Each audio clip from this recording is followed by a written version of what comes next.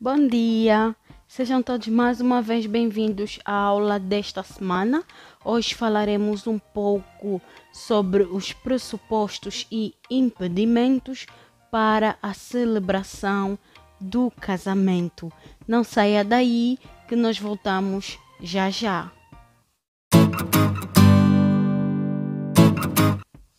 Já estamos de volta, vamos então falar sobre os pressupostos e impedimentos do casamento de uma forma muito resumida e arrancaremos então com os pressupostos. O primeiro pressuposto tem a ver com a diversidade de sexo, ou seja, deve existir homem e mulher, como nos diz o artigo 20 do Código de Família. Então vamos ler este artigo.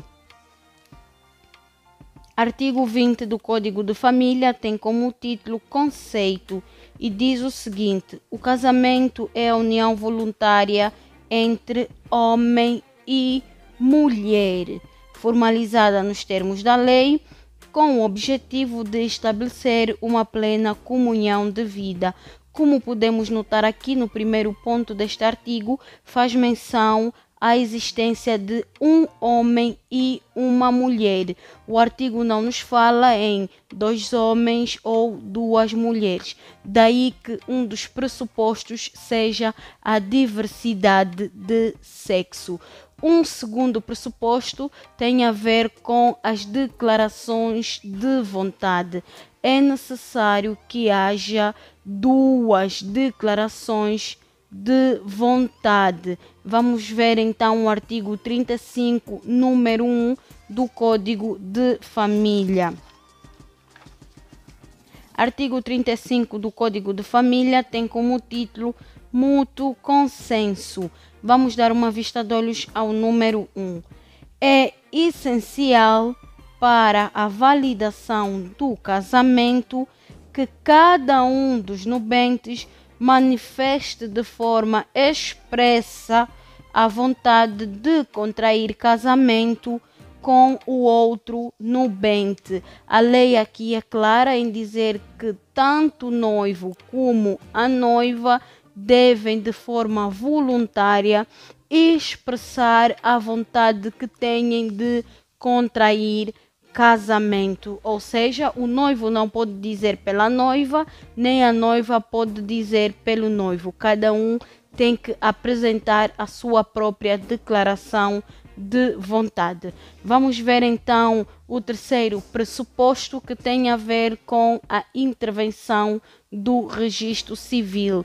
Vamos dar uma vista de olhos ao artigo número 34, a linha B do Código de Família.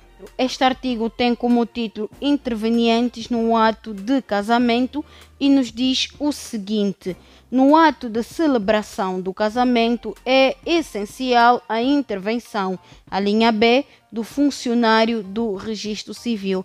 Isto quer nos dizer aqui que sem a presença do funcionário do registro civil, este casamento não existe. Ou seja, a não observância do registro civil implica a inexistência do casamento.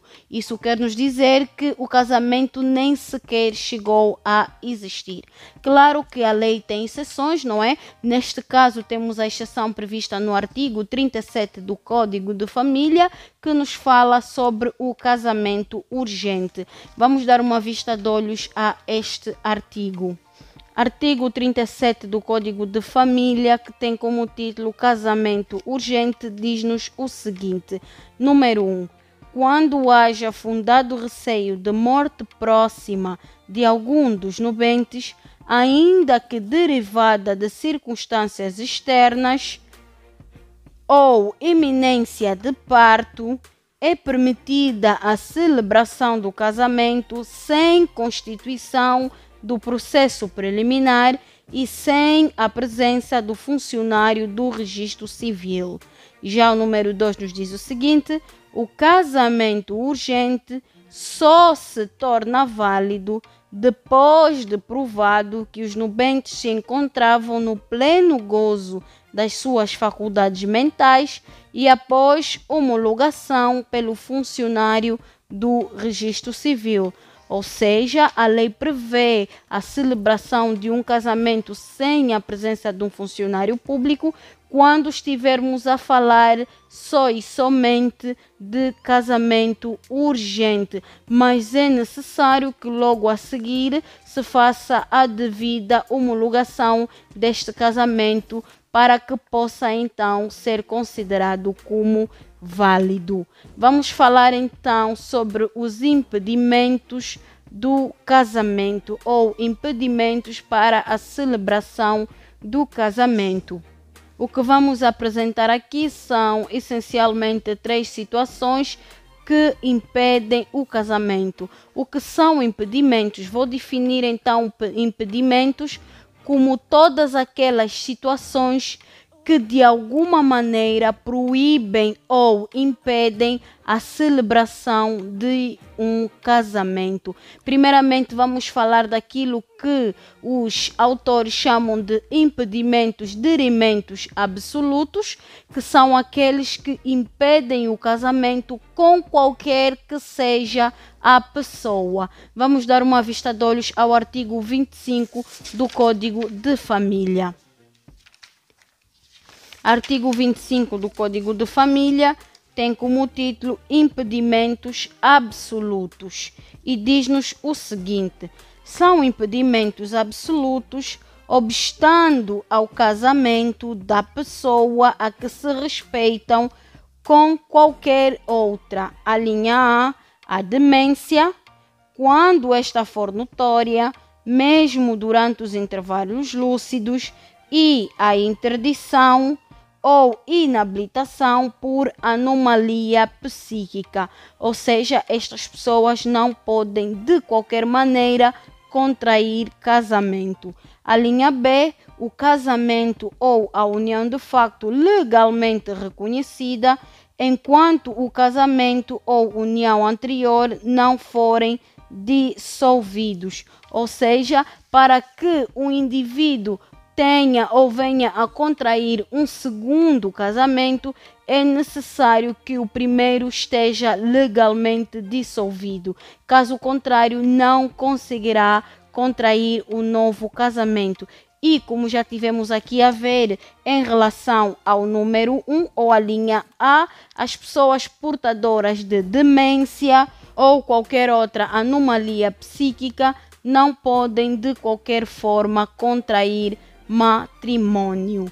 Vamos então olhar para o outro impedimento, os chamados impedimentos dirimentos relativos, que são aqueles em que impedem em concreto a celebração do casamento de uma pessoa determinada e outra. Exemplo: o pai não pode casar-se com a filha, não é? O pai está impedido de se casar com a filha, mas poderá casar-se com uma outra pessoa. Ou seja, o indivíduo fica proibido de contrair matrimônio com uma determinada pessoa, mas está livre para contrair matrimônio com uma outra pessoa. É o exemplo do pai e da filha. O pai e a filha não podem de jeito nenhum contrair matrimônio, mas a filha pode casar-se com um terceiro e o pai também pode contrair matrimônio com uma outra pessoa. Depois temos um terceiro aspecto aqui que tem a ver com os impedimentos meramente impedientes. Estes impedimentos são aqueles que obstam a celebração do casamento, mas não impedem nem afetam a sua celebração. Ou seja, aqui as pessoas em princípio não podem casar ou não deveriam casar, mas se assim o decidirem, se assim o insistirem, a lei não os impede, ou seja, não há nada que os possa impedir de celebrarem este casamento. Os artigos 28 e 30 do Código de Família falam sobre isso. De maneira específica, nestes artigos, claro que isto foi eliminado, mas quando olharmos então para aquilo que é o artigo 23, vamos notar a existência deste impedimento. Vamos então olhar o artigo 28, o artigo 30 e depois o artigo 23, começando pelo artigo 28. Artigo 28 tem como título Processo preliminar.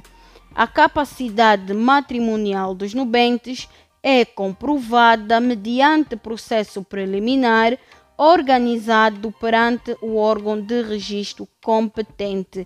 E o artigo número 30 fala sobre a declaração da existência de impedimentos. Qualquer cidadão que tenha conhecimento da existência de impedimentos à realização do casamento deve declará-lo até ao momento da sua celebração. A declaração é obrigatória para os funcionários do registro civil.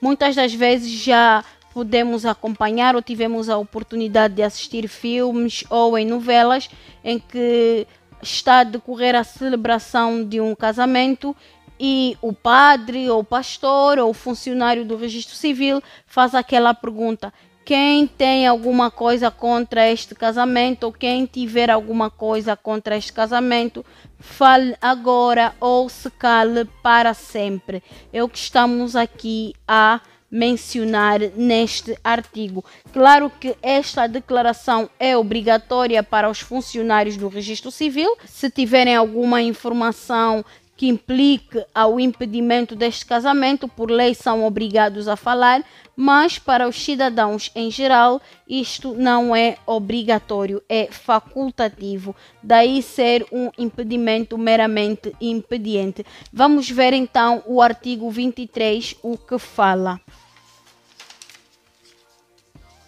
O artigo 23 fala-nos sobre a capacidade para contrair matrimônio.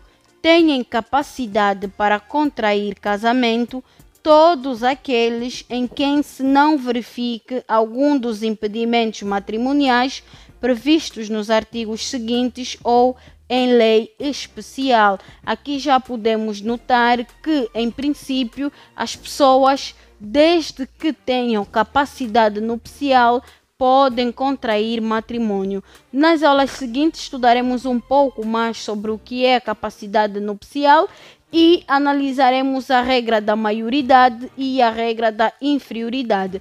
Por exemplo, em princípio, um indivíduo de 18 anos para cima está autorizado a contrair matrimônio, mas em casos excepcionais, se as pessoas assim o quiserem, os indivíduos menores de 18 anos, de 15 e 16 anos, 15 para a mulher e 16 para o homem, poderão contrair matrimônio. Já notamos aqui que são impedimentos meramente impedientes.